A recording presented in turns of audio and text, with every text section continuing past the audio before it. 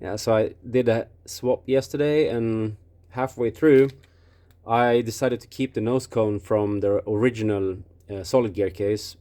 Yeah, mainly because I'm lazy, and the nose cone is assembled together with the propeller shaft. And the only reason to keep this nose cone, which is now mounted onto the old gear case, yeah, the only reason to keep it is if I want to be able to disengage the rear gear casing totally, which will not really happen unless I want to drive around in front wheel drive, but no.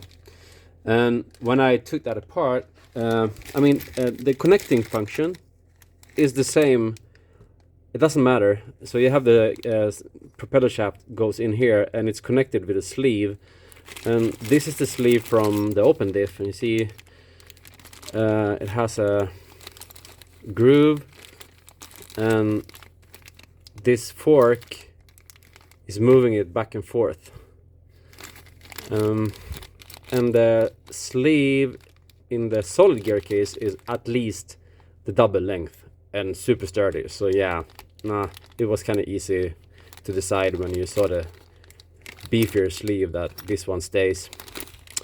So the problem here is that I want to keep the electronic actuator for engaging the solid part, which is, you know, the sleeve down here.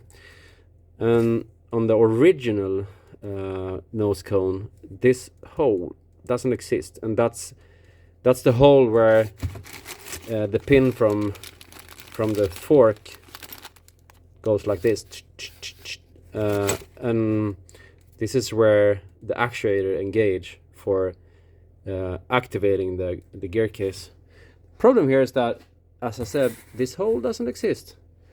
So there is a kind of like a cylinder here, or like a small tower. I have to cut that away, otherwise I won't be able to mount it on the other nose cone. And just to check that it actually works, so it's not something sticking out, it's I hope it's going the other direction, so I can glue this hole up. I'm now connected, the actuator is connected to the battery here. You have all the wires going in here, super rednecks, but it works. So